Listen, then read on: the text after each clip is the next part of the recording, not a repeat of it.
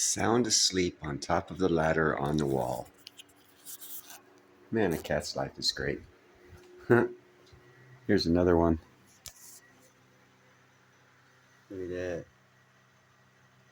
He's happy and his claws are out. He's like dreaming good. And then this one here is on my seat. And this one here is on my dresser. What's up, sexy girls?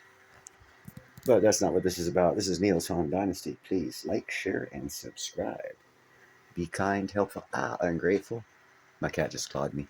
And buy some silver and some platinum, because it's a good thing to buy. And look into hydrogen. Here's why. Proponents point to the fact that the only byproducts of consuming it are heat and water. No wonder the notoriously dirty aviation industry wants to get on board. This is a groundbreaking flight. The test pilots are off with the world's only aircraft that is powered solely by hydrogen. The modified glider belongs to the Stuttgart-based company H2Fly. Liquid hydrogen is the energy source, and that is opening up new possibilities. What we see is that the storage technology in gaseous form essentially has a limit, allowing us to build aircraft with a range of about 1,000 kilometers. With liquid hydrogen, we have an opportunity to cover longer distances and to continue aviation as we know it. Industry giants like Airbus are also looking for ways to use liquid hydrogen for green flying in the future. But that's not expected to happen before 2035. Before that, H2Fly's system will need to be smaller, more compact, and practical for everyday use. In 2 years, H2Fly aims to provide a carbon-neutral solution for a passenger aircraft, a DO-328. The maker of the 33-passenger plane sees it as a path to green flying. The current concept is we will have our fuel cells inside the cabin, and then our hydrogen tank will be in the rear. So essentially, we have the electric motors outboard. This is what we would call the power plant, powering those motors. And the job of the aircraft is to take all this equipment up to altitude and relevant conditions and test it. Competitors in the UK may be moving faster. At the beginning of this year, a smaller DO-228 completed a test flight there, albeit with one hydrogen engine and a traditional combustion engine. However, in just 2 years, the first regional aircraft are expected to be converted to hydrogen engines on a mass scale. That's earlier than in Germany, but some experts consider the timelines unrealistic, especially for startups. If you look at the technological development, we should definitely target the time frame around 2040. And I think there will be smaller aircraft sizes with 50 to 75, maybe 80 passengers. Smaller single-engine aircraft with fuel cells are likely to be available sooner, but they are not suitable for charter flights. The widespread transition to hydrogen involves much more than just the aircraft. We need to change the entire aviation ecosystem, the fuel supply, the energy supply for the new hydrogen aircraft concepts. Even though it is a long and costly journey, H2Fly has demonstrated what's possible. The range has doubled from 700 kilometers with gaseous hydrogen to 1,500 kilometers with liquid hydrogen. While the technology is only available to test pilots, it's highly likely that by 2040 it will be used to fly travelers to holiday destinations. And it's not just the private sector that's betting on the potential of hydrogen. Here in Europe, lawmakers are keen to harness its power too.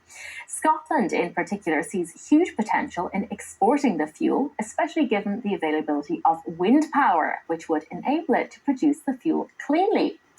Earlier, I caught up with Scottish Cabinet Secretary for Energy Neil Gray, who's hoping to drum up support for his country's hydrogen ambitions here in Germany. Go Scotland! And also to distance himself from British Prime Minister Rishi Sunak's recent decision to weaken the UK's climate goals.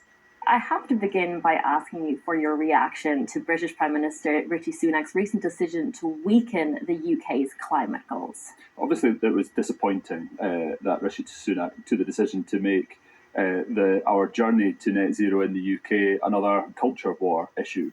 I think in Scotland we've got a clear commitment to make sure that we reach net zero by 2045, and part of that is about making sure that we take full use of the renewable energy resources that we have in terms of offshore wind, tidal, pumped hydro storage, and generating green hydrogen, which is why we're here this week. So we want to work with the UK government on issues such as the declaration that's been signed today between the UK and Germany on hydrogen, and make sure that we are playing our part in helping to decarbonise the energy production that's required, not just for the rest of the UK that we can hopefully help with export to, but also to our friends in Europe, which is why I'm so keen to be here in Germany and speaking to stakeholders that we hope will be able to take some of our green hydrogen.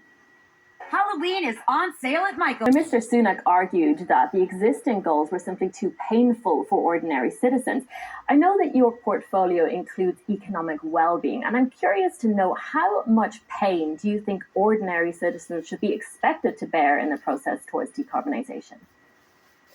I think there's a great understanding in Scotland and in most parts of Europe and the rest of the world that for us to reach net zero and to take the climate emergency that we're all facing seriously, we both need to decarbonise our energy production, so moving to renewable forms of energy, but also that we need to reduce our energy consumption. And so things like ensuring that our heat for our homes is decarbonised and see a reduction is critically important. Also making sure that our modes of transport are decarbonised. That means changing the way that we live our lives. And sometimes that is uncomfortable, but people, I think, understand that it'll be far less comfortable if we don't take this action. We continue to see global warming and climate change happen and see the disastrous impacts of that in floods, in droughts and wildfires that we've seen this summer across Europe and elsewhere in the world. So let's talk about some of the solutions then. I know your country, Scotland, is a very windy one, and you're hoping to harness that power in the service of exporting clean hydrogen. Tell me more about those plans. So I'm originally from Orkney, which is an island group off the north coast of Scotland, and there we have some of the windiest conditions in Europe, and we have an ambition to realise a substantial amount of offshore wind in particular, looking to get 28 gigawatts from the ScotWind leasing round, which is the first leasing round of offshore wind.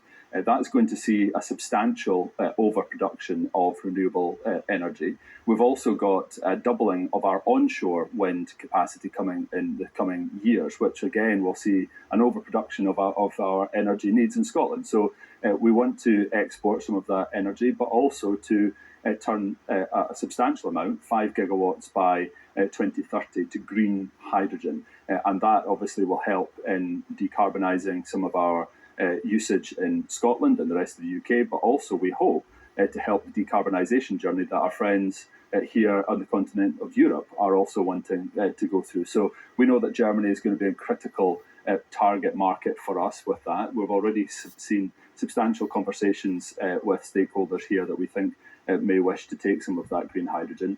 And critical to that is about how we transport it. And so I'm keen to talk while I'm here this week about whether we can see a pipeline going from the continent, going from here in Germany to Scotland. We're only 750 kilometres, a very short distance, and we hope we'll be able to see the production of green hydrogen helping to decarbonise continental Europe. How much more difficult is it to negotiate deals of this kind outside of the EU? So obviously, Scotland didn't want to leave the European Union. My ambition is for an independent Scotland to return to the EU, obviously. In the interim, we're relying on the UK government to come forward with trade negotiations of the type that we're signing today, which is a declaration of intent on hydrogen. That's incredibly positive. Obviously, we'll... All right, enough of his bull crap. Let me turn this stuff back down here. I personally like the idea of Scotland staying out of the EU. But apparently they're youngsters over there. Well, they're youngsters. What can you say? Young, dumb, full of cum. But there you go. Hydrogen. Europe. What's his name? James Anderson and I had a conversation 3 months ago or so about, and he was telling me about how much the main continent, Europe, was turning to hydrogen and building hydrogen fueling stations. So, we'll see what happens with that. You guys be sure to be kind, helpful, and grateful. And pick yourself up some platinum. You won't regret it in a couple years. Have a nice night.